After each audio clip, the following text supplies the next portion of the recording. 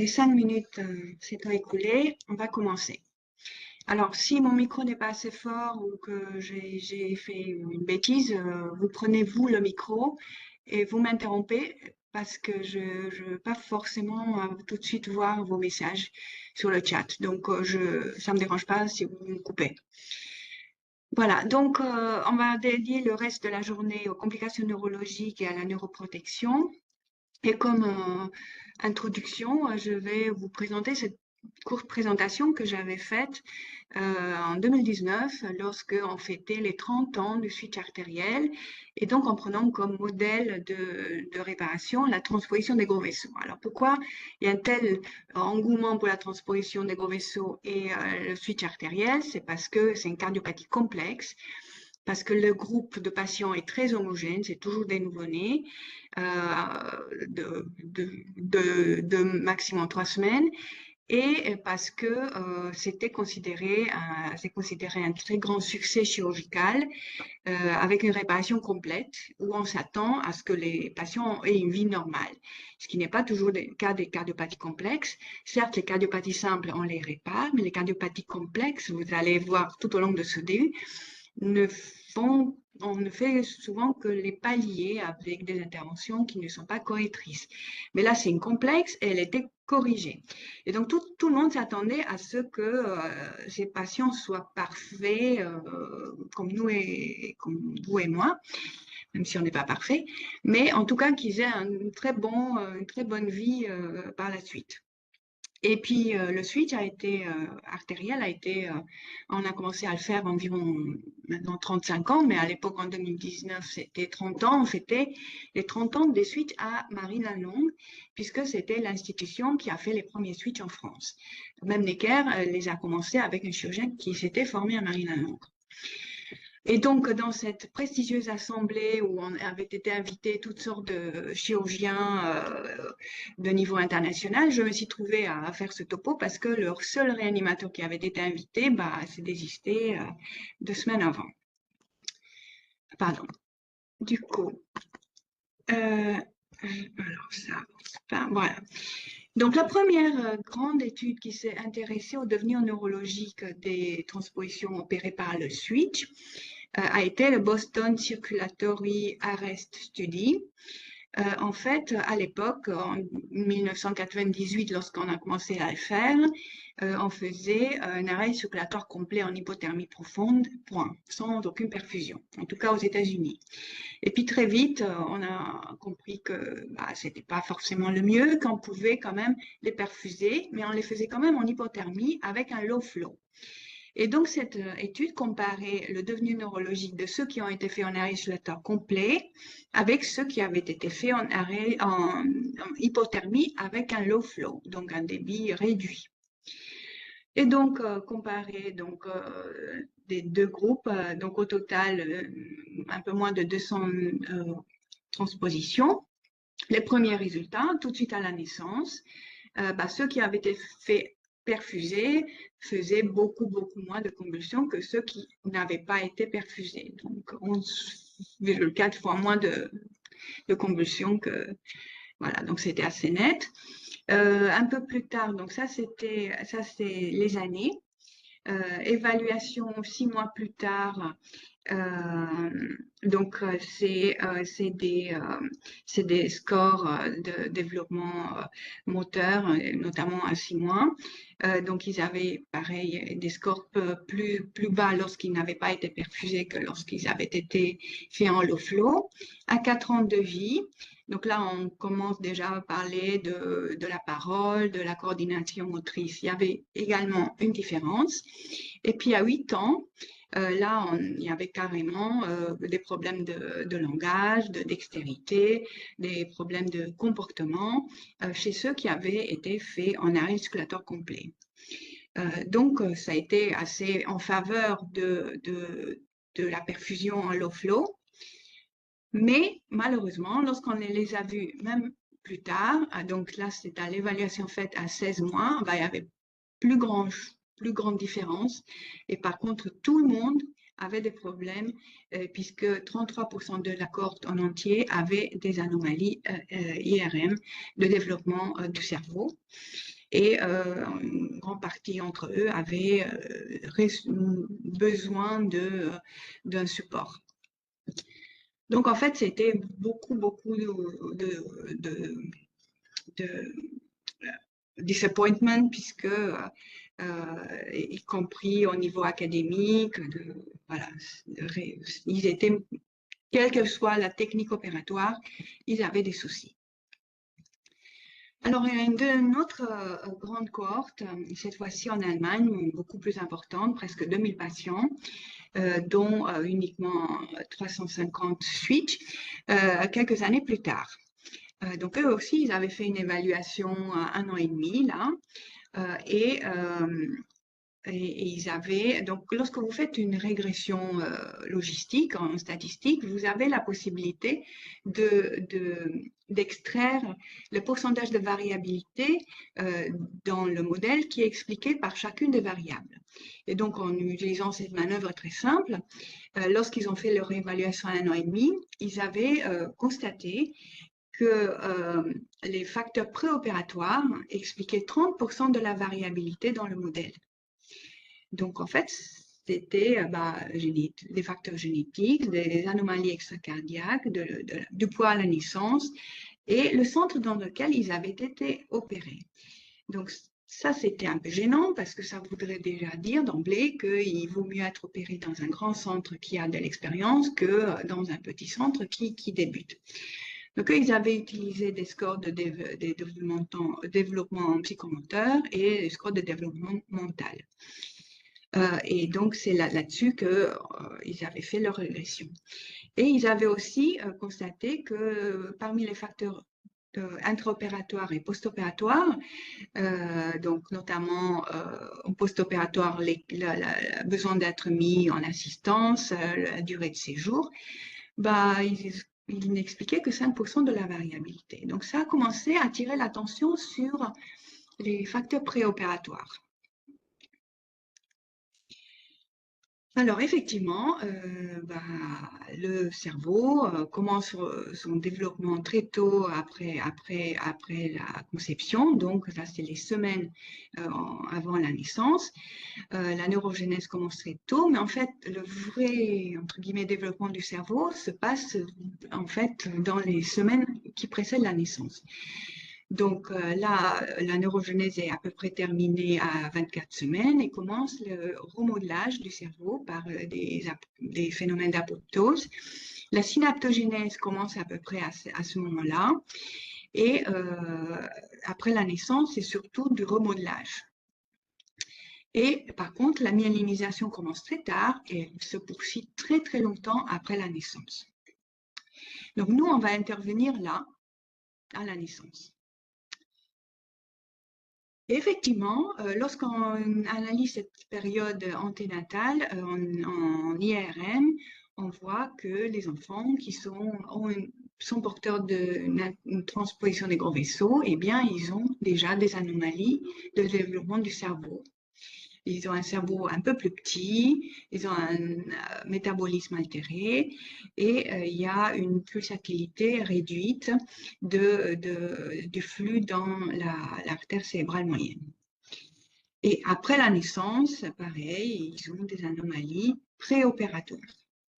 Donc ça a été troublant parce qu'on savait que les ventricules uniques, ils naissaient avec des anomalies cérébrales. Ça, on le savait, et puis ça, on le savait depuis très longtemps, puisque les ventricules uniques, vous allez voir, on fait des palliations très peu satisfaisantes. Hein. Franchement, ils n'ont pas une qualité de vie fantastique, ces enfants. Et donc, du coup, ils avaient beaucoup des anomalies post-opératoires, donc très vite, dès les premières années après que ces chirurgies aient été mises en place, on a commencé à chercher et on a vu qu'en préopératoire, ils étaient déjà très atteints aussi. Donc ça, les ventricules uniques n'étaient pas une surprise, mais pour les transpositions, oui, ça a été une grande surprise. Et vous voyez, ça date d'il n'y a pas longtemps qu'on sait que même eux, ils ont des anomalies préopératoires de développement du cerveau. Et cette étude a été une vraie trouvaille, puisque en fait, on s'est rendu compte que la taille du cerveau était corrélée directement avec la saturation dans la horte ascendante, évidemment mesurée en IRM. Ce qui fait sens. Si les ventricules uniques ont des anomalies de développement, c'est parce qu'ils ont un sang mêlé, y compris durant la vie fœtale. Donc le cerveau se développe à un niveau de saturation plus faible. Mais les transpositions, bah, c'est aussi un peu la même chose, hein. Ils n'ont pas une saturation à 100% dans la horte ascendante, même y compris durant la vie fœtale. Donc c'est vrai que ça n'aurait pas dû être une surprise. En tout cas, ça, depuis une dizaine d'années, maintenant, on le sait que même malheureusement, les transpositions qu'on sait corriger parfaitement ont des problèmes neurologiques. Alors là, j'ai cité l'étude menée à Marie-Lalonde, puisque c'était un topo que je faisais à Marie-Lalonde, mais sachez qu'il y a énormément de travail qui a été fait à Necker enfants malades aussi par le professeur Bonnet sur ce sujet des anomalies de développement neurologique sur la grande cohorte épicarde à laquelle il participe. Et donc là, on a donc l'étude publiée par Marie Lalonde qui montrait que donc très peu avait été fait en arrêt circulatoire, mais vous voyez, c'est une cohorte ancienne, et les autres avaient été faits avec un switch artériel. Et donc, ils avaient comparé ça avec des groupes, des contrôles. Et donc, qu'est-ce qu'ils avaient observé? Donc là, c'était des difficultés cognitives en clair et des problèmes cognitifs, donc plus que difficultés en marron foncé. Et donc là, ça c'était ce qu'on attendait dans la population générale. Et puis là, ce qu'on avait observé chez ces transpositions. Donc là, c'était le QI full scale. Là, c'était le QI, le développement de la parole. Là, c'était la performance intellectuelle. Bon, donc, problème chez ces transpositions. Alors, ça n'avance plus. Et là, c'était une évaluation qui avait été faite à un âge avancé, plus de 20 ans. Alors, si on revient un peu sur la Boston Circulator Rearrest Study, et que là, à 16 ans, on s'est rendu compte qu'en fait, que ce soit avec ou sans arrêt circulatoire, ils avaient tous des anomalies. Il y a une autre chose qui a été observée, c'est qu'en fait, il y avait une association entre le fait d'avoir une transposition CIV et une transposition simple. Donc, en fait, ceux qui avaient une CIV étaient moins bien du point de vue neurologique à distance que ceux qui n'avaient pas de CIV. Alors, pourquoi? C'est tout simplement parce que dans les transpos CIV, comme nous allons le voir demain, on n'est pas obligé de les opérer très très vite. On n'est pas obligé, entre guillemets, on n'a pas l'habitude de les opérer très vite. C'est sûr que c'est plus confortable de faire une chirurgie un peu plus tard lorsque l'enfant ne vient pas de naître, lorsque son cerveau, ses reins sont plus matures. Puisqu'il a un CIV, il a un bon mixing, donc du coup, on dit entre guillemets, il peut attendre, donc tout le monde a l'habitude d'attendre un peu plus. Et donc effectivement, ceux qui avaient une CIV avaient été opérés 11 jours plus tard dans cette cohorte-là que ceux qui n'avaient pas de CIV. Mais même si on le sait aujourd'hui, on continue à faire ça. Et parce que c'est une balance bénéfice-risque. Il est vrai que la chirurgie en période néonatale durant la première semaine de vie, surtout pendant les 2-3 premiers jours de vie, elle est plus risquée, plus fragile que la faire un peu plus tard, lorsque l'enfant a 1 mois, 1 mois et demi, 2 mois. Et donc, du coup, ceux-là, ils avaient été opérés plus tard. Et donc, ça nous ramène à l'idée que probablement, il y a une association entre le neurodéveloppement des enfants et la saturation et le nombre de jours après la naissance où ils sont restés désaturés. Donc là, c'est la dernière cohorte qui a des résultats publiés, donc une centaine de transpositions. Et là aussi, on avait comparé résonant low flow versus arrêt circulatoire complet. Et on avait vu que il n'y avait pas de différence à 5 ans, il n'y avait pas de différence à 10 ans. Et donc, lorsqu'ils avaient été vus à 17 ans, tous avaient des anomalies, enfin tous, ils avaient 10%, ils avaient un gros déficit neurologique. Et puis, presque 60% à l'IRM avaient des anomalies de la substance blanche. Et c'est le seul facteur de risque pour avoir une anomalie neurologique et une anomalie IRM a été l'hypoxie et l'acidose périnatale. Donc, eux, ils n'avaient trouvé aucune différence low flow arrêt circulatoire complet, mais l'hypoxie et l'acidose néonatale étaient en cause de ces anomalies. Donc, si j'arrive à avancer, on va y arriver. Voilà. Donc, qu'est-ce qui se passe avec ces switches lorsqu'ils sont nés et maintenant, c'est à peu près systématique. On fait une manœuvre de Rashkin. Là aussi, on va la voir demain pour améliorer le mixing. L'aorte naît du VD, l'artère pulmonaire naît du VG. Il y a un canal artériel qui est plus ou moins ouvert à ce moment-là. Il y a une foramen ovale qui chante encore, mais souvent il est restrictif. Et donc, l'habitude qui a été prise, c'est de presque systématiquement, sauf si le foramen ovale est énorme, de faire un switch artériel pour élargir le foramen ovale pour assurer le mixing. S'ils n'ont pas de CIV. S'ils ont un CIV, on verra demain, ce n'est pas le cas. Et donc, on fait cette manœuvre, c'est tous les cardiopédiatres savent la faire en salle de naissance.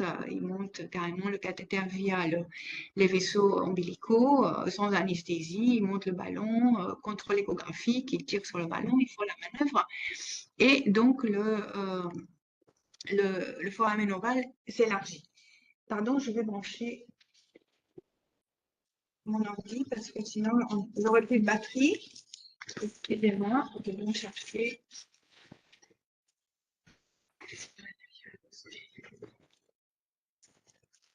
Pardon, je cherche mon chargeur avant que ça soit débranché, déchargé complètement.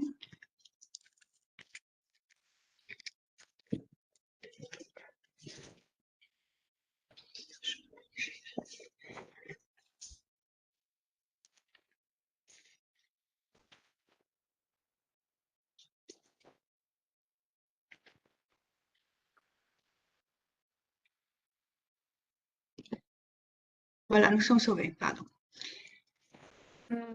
Et donc, cette manœuvre de Rashkin, vous avez compris, bon, c'est un peu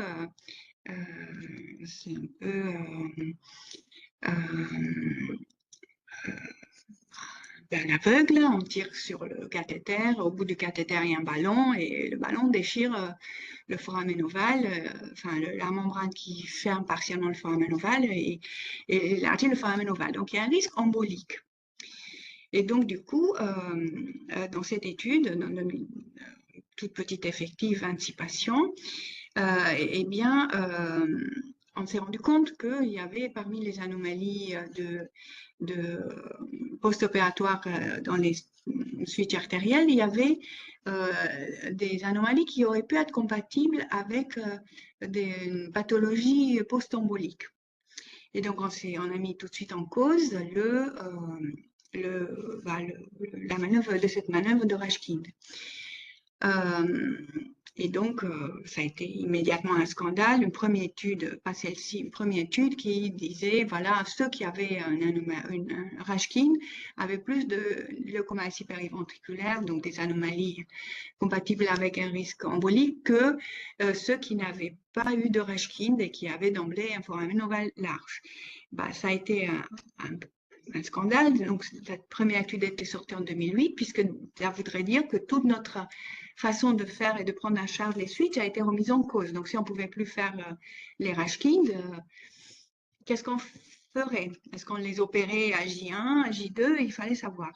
Et donc, heureusement, est arrivée cette deuxième étude très vite, une année plus tard, pour sauver, entre guillemets, le Rajkin, puisqu'elle montrait qu'en fait, le fait d'avoir une leucomatie périventriculaire n'était pas lié au fait d'avoir eu un Rajkin ou pas, mais était directement lié à la PO2, donc au niveau de l'oxygénation du sang artériel, donc saturation bien sûr, mais aussi au niveau de la PO2. Et donc ceux qui avaient eu une leucomatie périventriculaire avaient des PO2 très faibles, donc ça c'est les jours après naissance, avant d'être opérés, et ceux qui n'avaient pas de leucomatie périventriculaire avaient des PO2 significativement plus élevés, et là c'était très significatif sur 26 patients, donc c'était indiscutable. Donc à partir de là, on a continué à faire des Rajkin sans arrière-pensée.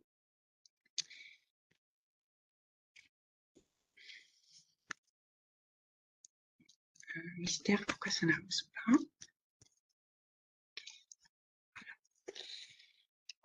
Et donc, d'autres papiers qui montrent qu'il y a une liaison directe entre la cyanose, donc l'hypoxie néonatale, et le problème de neurodéveloppement tout à l'heure, plus tard. Donc là, c'est le Z-score du cerveau qui, vous voyez, est corrélé avec l'âge à la réparation, l'âge en jours. Donc, si on les répare durant la première semaine de vie, ce qui est heureusement la majorité des cas aujourd'hui, ils ont un cerveau qui est moins réduit que si on attend, là, c'est presque 2 mois. Là, s'il est resté cyanosé 2 mois, c'est sûr que c'était pas l'idéal. Alors, donc là, c'est le score de langage, donc plus tard, donc à quelques années plus tard, qui est pareil, corrélé de manière négative avec l'âge au moment de la réparation. Et donc demain, on va voir, il y a un papier pareil qui a été une révolution qui montre qu'il faut la meilleure chose, c'est de les réparer environ 3 jours de vie. Alors, la même chose, la cyanose néonatale et le développement à distance neurologique. Donc là, nous avons l'âge à laquelle ont été opérés, c'est le groupe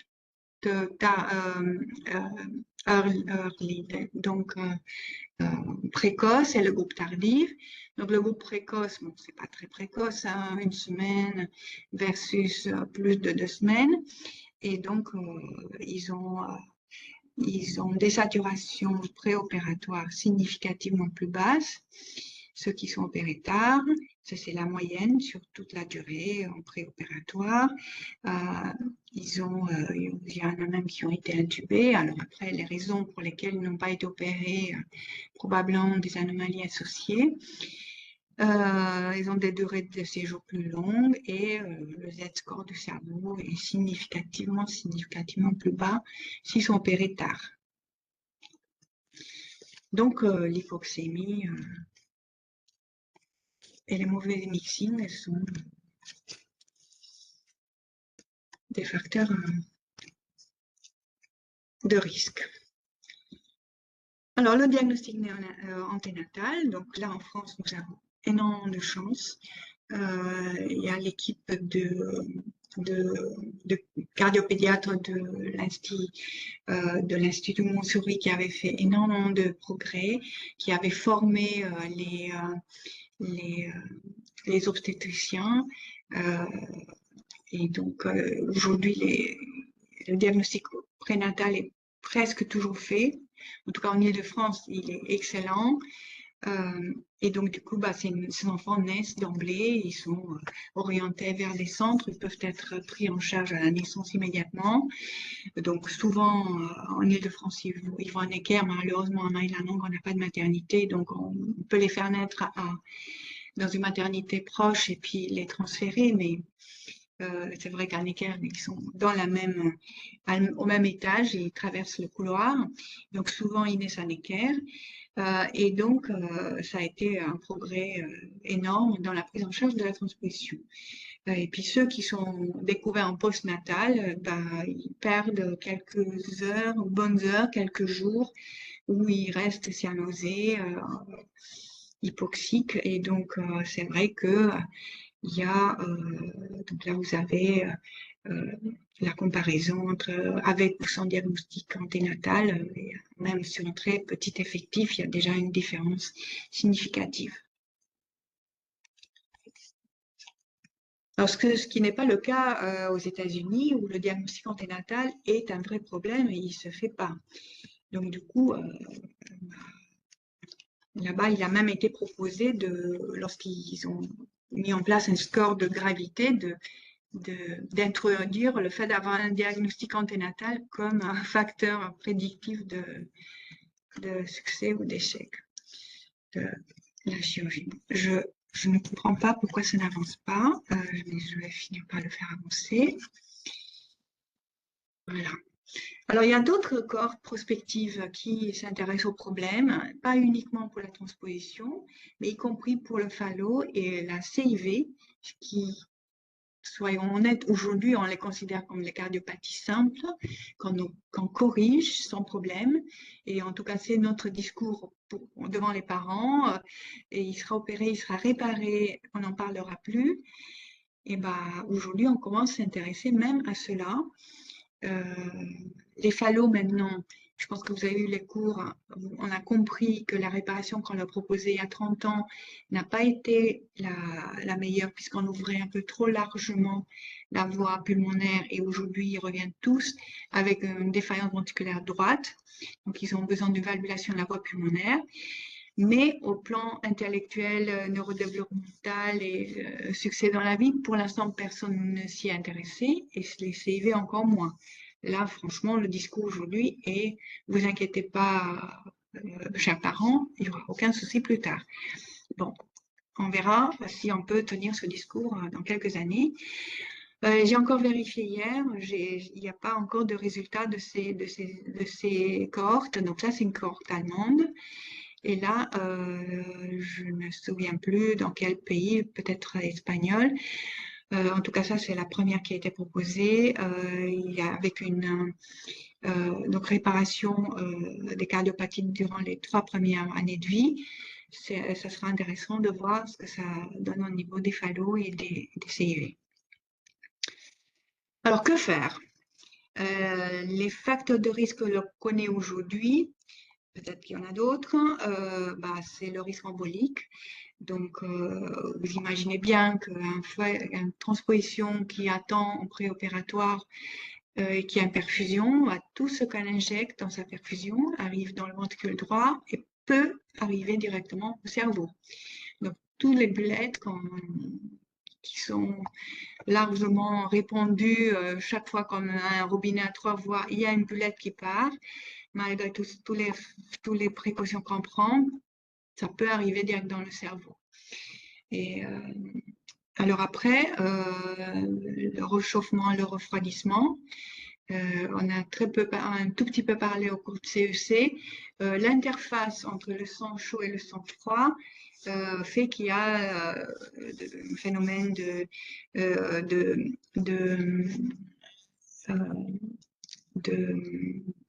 cavitation, je crois que ça s'appelle. Une très grosse différence de solubilité des gaz dans un liquide chaud et dans un liquide froid. Au réchauffement, les bulles de gaz peuvent apparaître et c'est à l'interface où le sang froid est réchauffé brutalement qu'apparaissent ces petites bulles qui ne sont bien sûr pas visibles. Et donc, du coup, logiquement, on a tendance à dire, à ce moment-là, évitons le refroidissement dans le site artériel, surtout aujourd'hui, on verra demain que c'est tout à fait faisable et recommandé. Bon, l'inflammation est aussi un facteur de risque des lésions neurologiques, les transfusions multiples du coup, la durée de la CEC, donc il faut essayons d'avoir les meilleurs chirurgiens qui vont vite et aussi essayons d'avoir les plus petits circuits possibles pour ne pas transfuser et avoir autant transfuser et avoir moins d'inflammation. Et puis, il y a une chose à laquelle aussi il va falloir qu'on s'attaque un jour, c'est la neurotoxicité des agents d'anesthésie. Et là, on va avoir quelques plaques.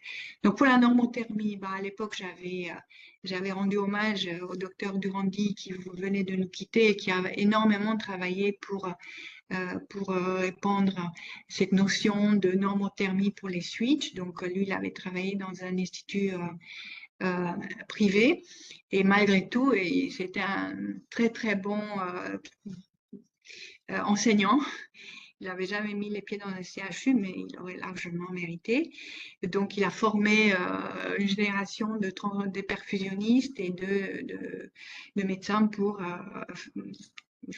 favoriser et stimuler la normothermie dans cette pathologie. Alors, ça a fait sens, puisqu'on sait aujourd'hui qu'en normothermie, l'autorégulation du débit sanguin cérébral est maintenue, alors qu'en hypothermie, très vite, elle disparaît.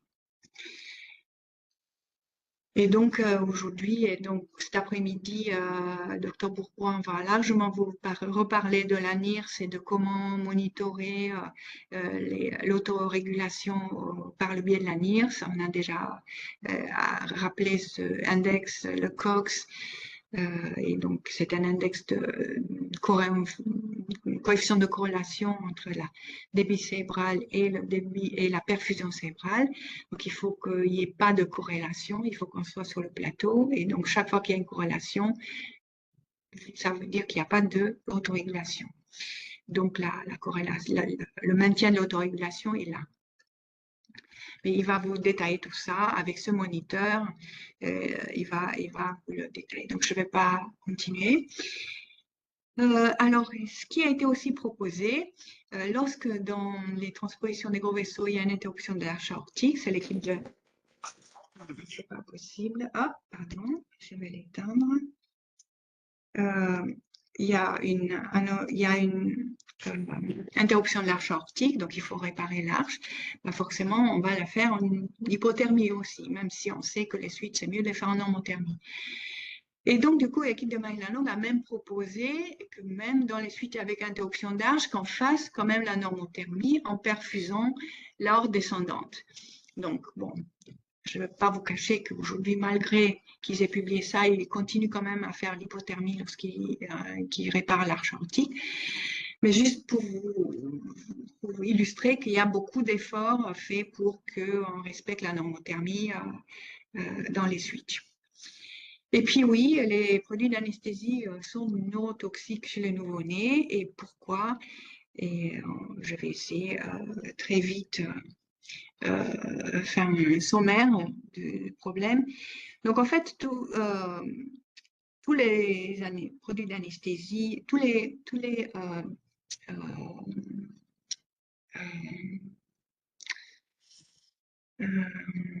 on appelle ces trucs-là?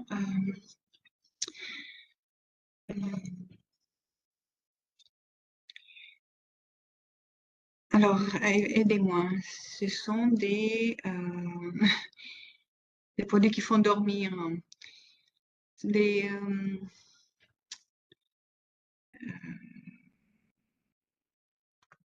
hypnotiques. Hypnotiques, merci.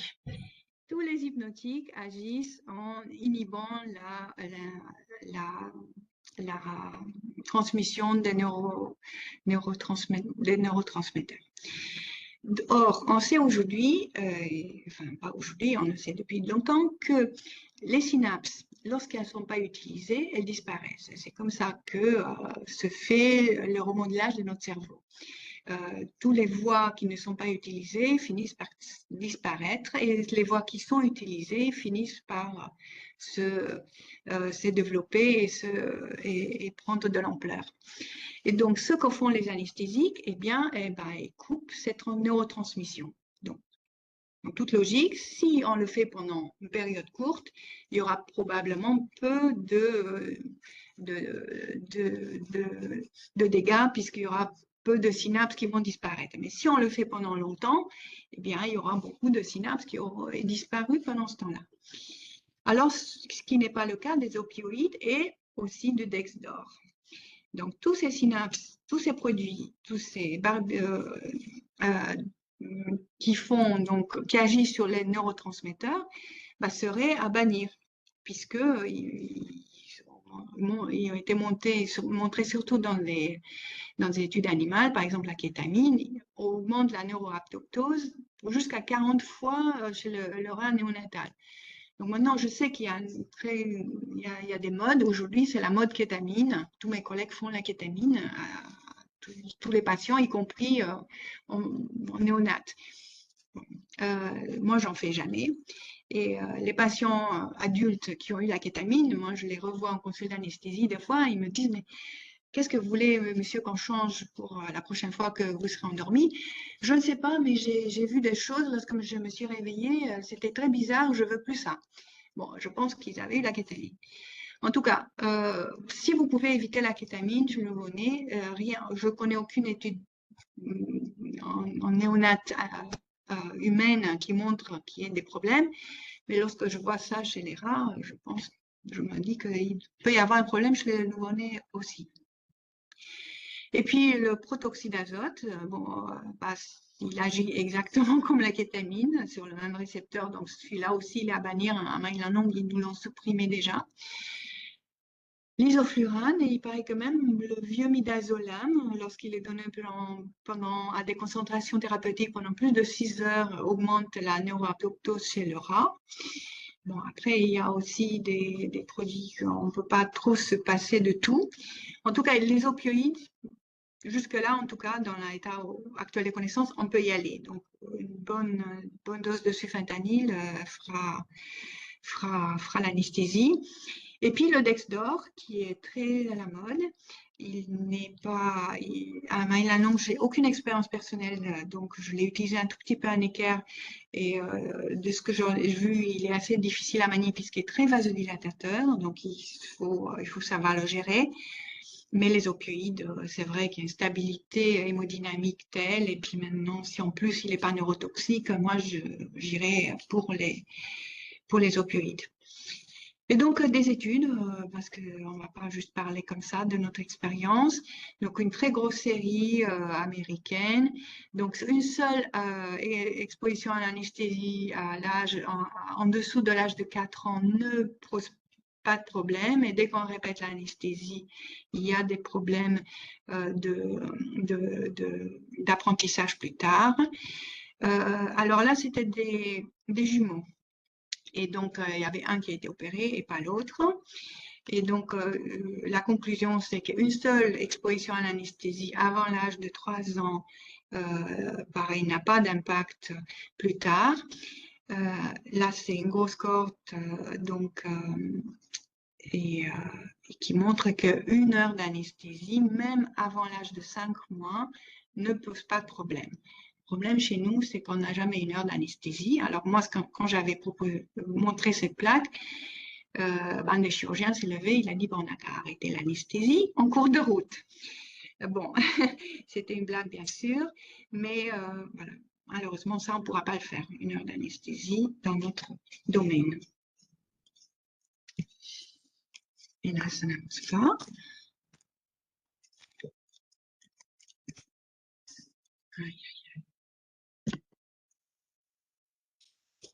Voilà, le Dexdor, il paraît que ça marche très bien chez le rat, que lorsqu'ils sont endormis à l'isoflurane, et bien quand on leur donne du Dexdor, ils ont moins de problèmes neurocognitifs plus tard. Et là, c'est un clinical trial dont je n'ai pas encore le résultat, qui serait l'utilisation du Dexdor dans la chirurgie cardiaque infantile.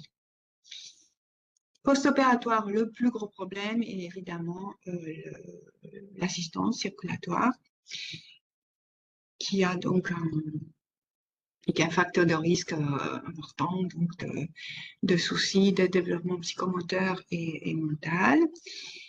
Et donc, ma conclusion à l'époque, ça a été que c'est malheureusement une complication assez répandue du switch artériel, le fait d'avoir des anomalies neurologiques, que les anomalies préopératoires ont certes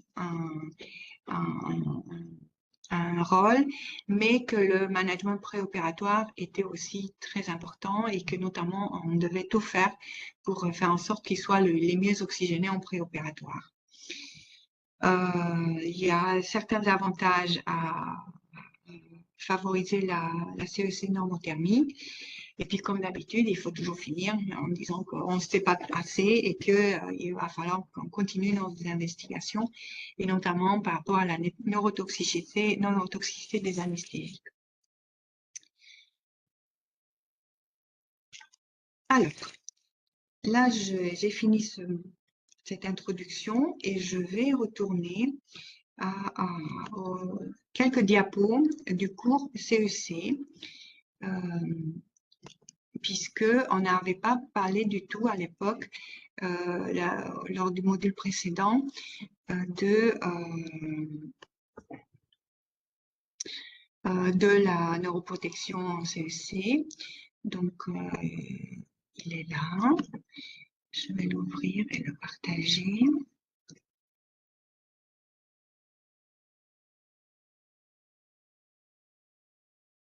Ça, c'est le PDF.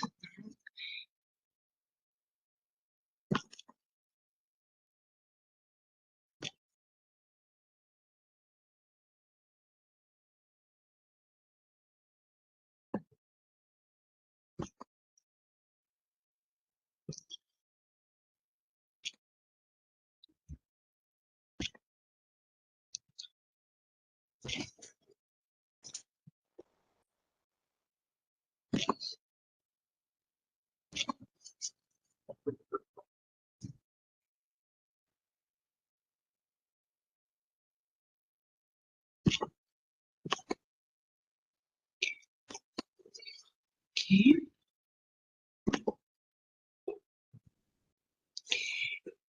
Alors, donc, l'hypothermie est une méthode de neuroprotection. Donc, juste pour rappeler de quoi on parle, degré d'hypothermie légère, modérée, profonde. Et pourquoi? Eh bien, parce que la consommation d'oxygène du cerveau est liée de manière exponentielle à la température. Donc là, vous voyez qu'à partir de 20 degrés, la plupart du temps, c'est un silence électrique. Donc la consommation d'oxygène diminue d'abord aux dépens du métabolisme cellulaire.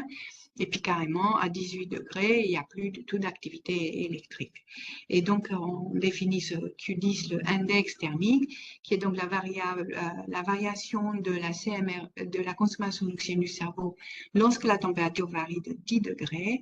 Et pour le cerveau, ce Q10 est de 3,65. Alors, pourquoi c'est un excellent neuroprotecteur? C'est parce que le débit sanguin cérébral ne diminue que de manière linéaire. Donc, ça veut dire plus on descend en température, plus il y a une perfusion en fait de luxe, puisque là, à 27 degrés par exemple, la perfusion, elle a diminué certes un peu, le débit sanguin cérébral a diminué, mais pas autant que le métabolisme du cerveau. Donc là, on commence à avoir, on commence à être confortable en termes de perfusion. On peut facilement baisser le débit de perfusion. Et donc, on avait dit sur le cours sur les débits et l'hypothermie que le débit sanguin, le débit calculé du perfusionniste est basé sur le maintien du débit sanguin cérébral et du métabolisme cérébral. En fait, il est basé sur cette courbe-là. C'est une diminution qui est linéaire. Et donc, même en diminuant le débit, on reste toujours largement au-dessus des besoins en oxygène du cerveau lorsqu'on est en hypothermie. Donc, c'est la meilleure façon qu'on a trouvé aujourd'hui de protéger le cerveau. Et donc, à partir de là, on a même pu déduire quels étaient les intervalles de temps où on peut opérer sans perfuser le cerveau du tout, selon le niveau de la température où on a diminué. Et donc, si on a diminué à 28 degrés, la tolérance à l'ischémie prédite par le modèle statistique développé était entre 11 et 19 minutes. Et si on descendait même plus bas, à 18 degrés, on pouvait rester 39 à 65 minutes sans perfuser. Ça, prenez-le avec des pincettes parce qu'aujourd'hui, on n'est plus tout à fait d'accord avec ces 65 minutes. Et vous allez voir, on est plutôt aux alentours de 35-40 minutes. Alors, il y a des inconvénients, bien sûr, à faire l'hypothermie. L'autorégulation, comme on a dit, a disparu à 22-20 degrés. il y a une augmentation de la viscosité et une augmentation de la résistance vasculaire. Donc, enfin, il y a une hypertension, oui, en CEC, qu'il va falloir tout faire pour vasodilater. Il y a aussi la courbe de dissociation de l'hémoglobine qui va se déplacer à gauche. Or, elle est déjà à gauche du fait que ces enfants ont de l'hémoglobine fétale. Or, lorsqu'elle est à gauche, elle délivre moins bien l'oxygène vers les tissus. Donc ça, c'est pas super. Et puis, il paraît que même la perte de l'autorégulation peut persister en post-opératoire. Donc, l'hypothermie n'est pas forcément facile ça protège le cerveau, mais il y a beaucoup d'inconvénients. Alors ça, c'est l'étude dont on a parlé en premier précédemment, la Boston Circulatory Arrest Study.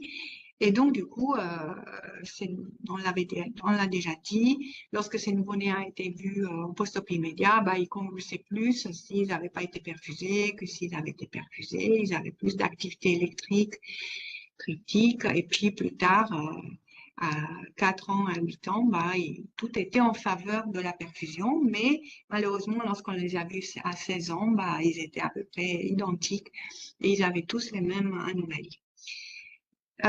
Donc, lorsque maintenant on regarde le groupe pas perfusé du tout, donc il y avait 87 nouveau-nés, pas perfusés du tout, à 18 degrés, on voit quand même que le risque de convulsion augmente avec le temps et que les 65 minutes, peut-être pas quand même, et qu'à partir de 40 minutes, il commence à y avoir un risque important de convulsion. Donc VSD, c'est transpo avec CIV et IVS, c'est transpo sans CIV. Et la même chose pour une activité critique post-opératoire enneigée. Et donc, lorsqu'on les voyait à 8 ans, là aussi, on voit pareil, le groupe non perfusé du tout à 18 degrés. On voit que à partir de 40 minutes de non-perfusion, quand même, tous les index commencent à devenir anormaux. Et donc, oublier les 65 minutes, aujourd'hui, c'est plutôt 40. Et donc, la limite inférieure d'intervalle de confiance, 95%, était de 32 minutes. Donc aujourd'hui, tout le monde s'accorde de dire que 35 minutes, c'est la limite que peut supporter le cerveau néonatal sans être perfusé à 18 degrés. N'allons plus tard, n'allons pas plus loin.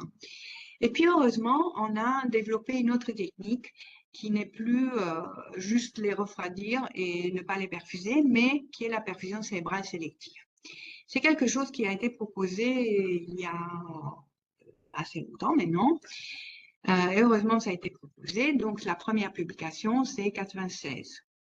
Donc, ça consiste on doit corriger l'arche aortique, il faut qu'on arrête la circulation pour pouvoir le faire, mais on va perfuser le tronc brachiocéphalique. Donc, ça peut se faire soit via un tube en vortex, c'est la technique qui a été proposée initialement, voire il y a des chirurgiens qui mettent carrément le canyon directement là. Alors, l'avantage, c'est que le tronc brachiocéphalique donne aussi l'artère sous-clavière droite. Donc, si vous mettez un cathéter de monitoring de l'artère du sang artériel dans la radiale droite, vous allez avoir la pression de perfusion du cerveau. Donc, c'est extrêmement utile et il faut le faire chaque fois que vous faites cette technique. Donc, maintenant, toute la question est quel est le débit qu'il faut délivrer. Alors, certes, il y a une partie du débit qui va partir vers le bras droit, mais bon, le bras droit ne va pas consommer énormément de votre débit. La plupart va aller dans le cerveau, mais il y a une particularité chez les nouveau-nés que pour l'instant, on n'a pas bien compris. Et les chirurgiens, et donc c'est celui-là le premier qui l'a décrit, qui l'a publié, ils observent un reflux de sang dans l'aorte descendante, comme si le nouveau-né avait des collatérales, on ne sait pas d'où et de quelle importance, qui font que lorsqu'on perfuse le tronc brachiocéphalique, il y a quand même du sang qui arrive dans les viscères abdominaux et qui remonte vers l'aorte descendante et qu'on observe dans l'aorte descendante. Et j'ai demandé à nos chirurgiens si c'était effectivement vrai. Oui, oui, c'est absolument vrai. Mais du coup, on ne sait pas quel est le débit qui passe dans ces collatérales et on ne sait pas d'où elles naissent et où elles vont, quoi. Mais le fait de faire cette procédure protège y compris les organes abdominaux. Ce qui fait que cette technique de hypothermie et arrêt circulatoire est très bien tolérée chez le nouveau-né. Vous la faites un peu plus tard dans la vie et c'est moins bien. Les organes abdominaux ne sont plus autant perfusés et on voit plus ce reflux. C'est vraiment typique au nouveau-né et c'est quelque chose d'assez mystérieux qu'on n'a pas encore expliqué. Mais du coup, ça pose le problème du débit. Quel est le débit qu'on va délivrer dans cette perfusion cérébrale sélective? En sachant que si, initialement, le débit proposé a été de 50 millilitres/minute. Alors après, les gens, comme d'habitude, ont essayé de faire moins. Il y a des publications où on est allé à 40, à 30, à 20, et on a comparé le Doppler cérébral d'un côté et de l'autre, voir si le cerveau était perfusé. Alors, lorsqu'on était à 20 millilitres/minute, très clairement, du côté opposé, la moitié des patients, du côté opposé, on n'avait pas de débit. Donc 20, c'était clair, c'était insuffisant. Mais après, à combien il faut se mettre? Une bonne question. Alors, Andropoulos, qui est donc de Texas Children's, et qui est une équipe qui est extrêmement focalisée sur le neurodéveloppement, l'éviction des accidents neurologiques et qui travaille, donc c'est leur grand sujet, avait fait un essai très facile avec un monitoring multimodal, donc NIRS donc bilatéral et Doppler transcrânien. Donc ils avaient refroidi l'enfant toujours en full flow jusqu'à ce qu'ils arrivaient à la température demandée, donc 20-22 degrés. Et là, ils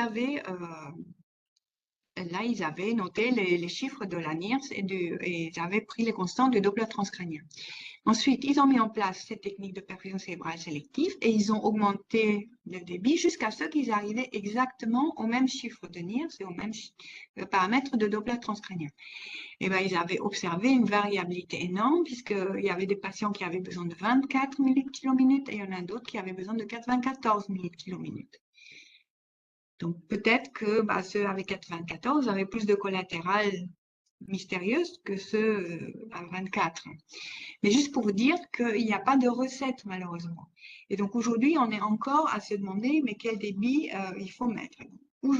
Notre attitude à Marie-Lalonde, c'est de ne pas vraiment se focaliser sur le débit, mais se focaliser sur la pression de perfusion et se focaliser bien sûr sur la NIRS. Le Doppler transcrânien, on ne le fait pas, il est très encombrant et puis la variabilité de la mesure est telle que on n'est pas tous formés et puis voilà, on reste avec un monitoring monomodal en IRS.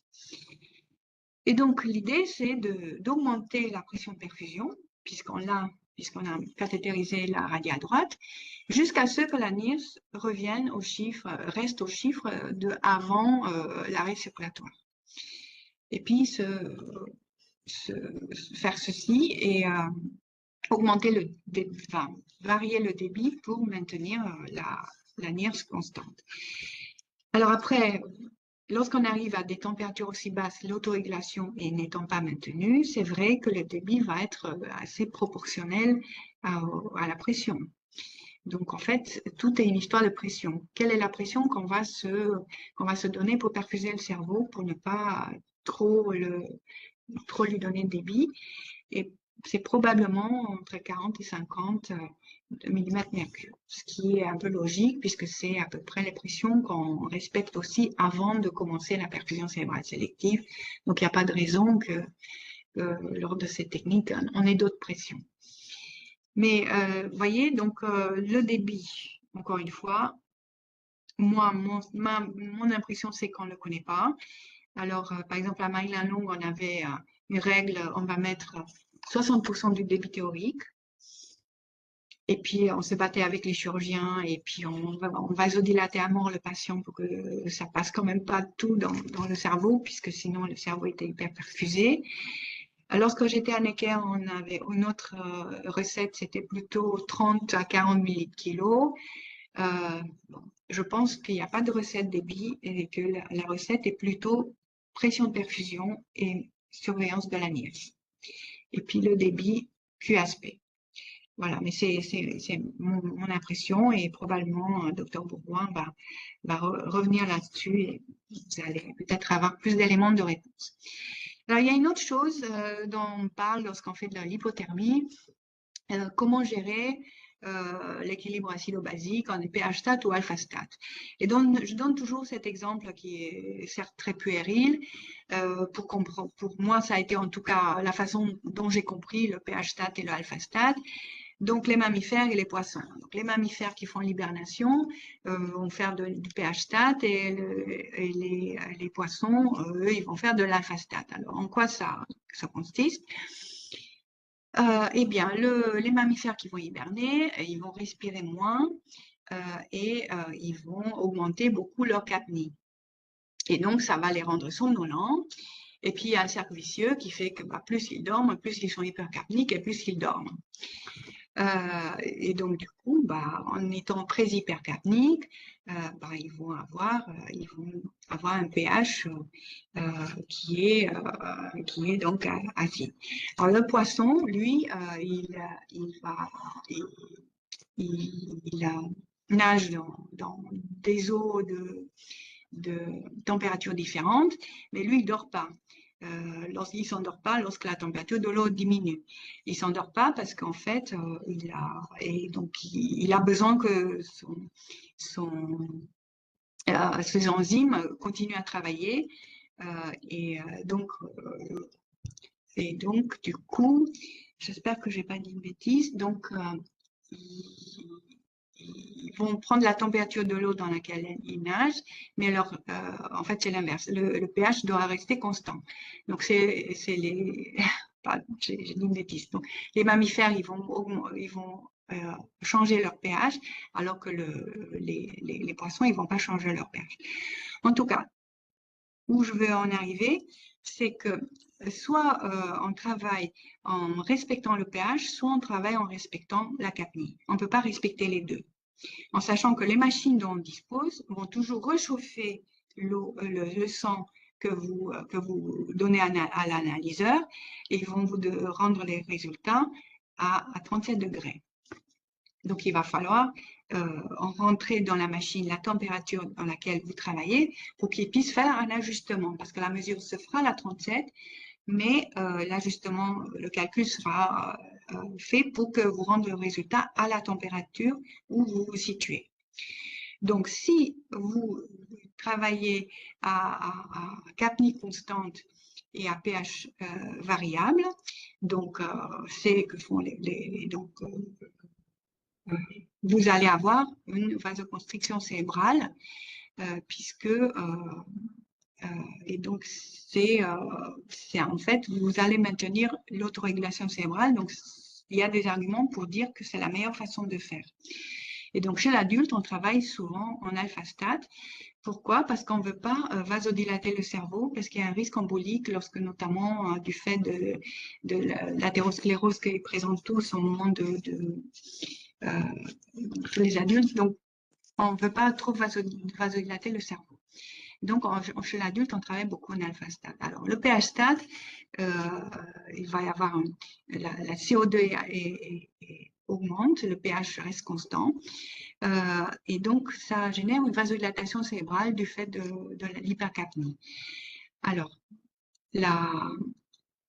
l'autorégulation est abolie, mais ça donne du fait de cette vasodilatation cérébrale, ça donne un très bon refroidissement du cerveau rapide et homogène.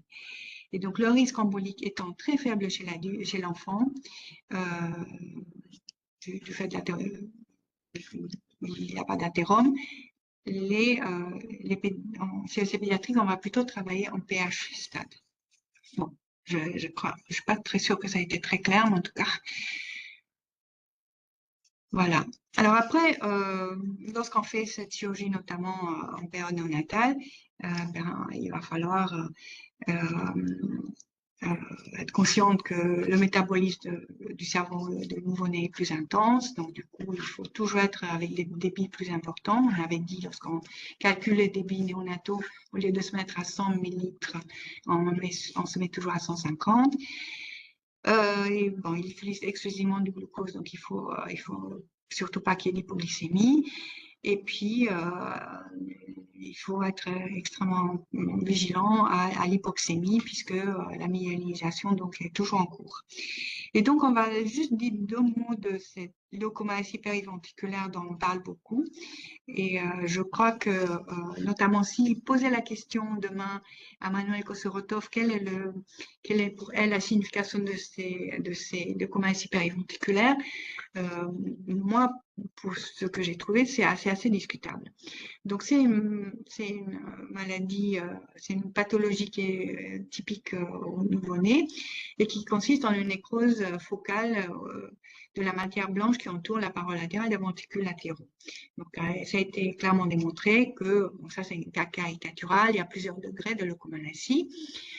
En tout cas, c'est proportionnel à la durée de la CEC, à la profondeur de l'hypotension et à l'hypoxémie pré, post et autres. Voilà. Et ça peut, selon son degré, avoir un retentissement clinique plus ou moins important et peut même évoluer très mal, atrophie cérébrale, voilà, dans des stades avancés. Mais regardez, quelle est sa valeur prédictive lorsque nous sommes à des degrés très faibles? Donc ça, c'est une étude qui a été faite sur des nouveau-nés, dont 8 ventricules uniques, hypoplasie du ventricule gauche. Et donc là, vous avez les 24. Et donc là, nous avons le IRM préopératoire. Vous voyez qu'il y en avait qui a, lorsqu'il y a une ligne, bien sûr, le petit n'avait pas eu son IRM. Il y avait déjà les leucomaties périventriculaires préopératoires. Alors, early post-opératoire, moins de 2 semaines en post-opératoire, il y en a beaucoup.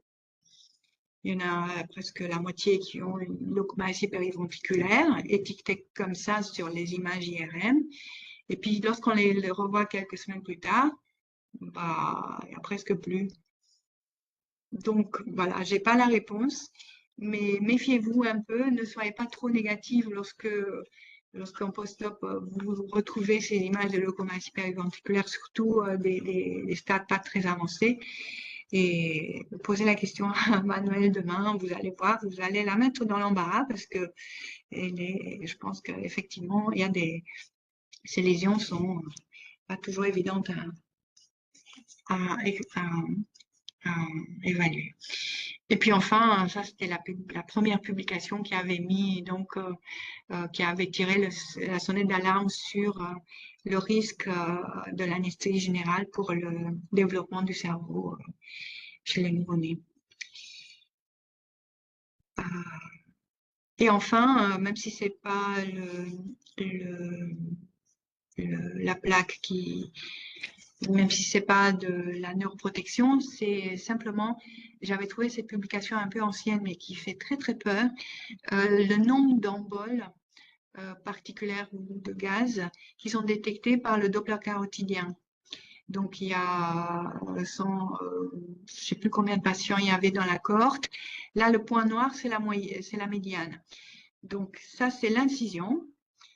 Donc là, c'est probablement l'anesthésie qui a fait la petite dose d'anesthésie supplémentaire pour l'incision. La cannulation, finalement, chez l'enfant, vous voyez, il n'y a pas d'athérosclérose, donc les chirurgiens semblent assez performants pour ne pas trop envoyer de bullettes à la cannulation de l'aorte. Post-cannulation, là, on part en CEC, il y en a en médiane un embole par patient. Mais par contre, là, au clampage de l'aorte, je ne sais pas pourquoi, on commence à avoir des emboles. Au déclampage, donc là, c'est un peu logique au déclampage.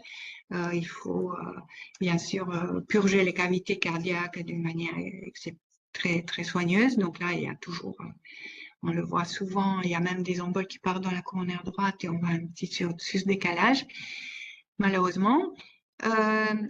à la fin de la CEC. Et puis, au total, vous voyez, il y a entre 2 et 2664 emboles par patient. Donc, le risque embolique n'est pas négligeable. Et d'où l'obligation en CEC d'avoir toujours un filtre artériel. Et heureusement, aujourd'hui, les oxygénateurs ont le filtre intégré, donc il n'y a pas à ajouter de filtre.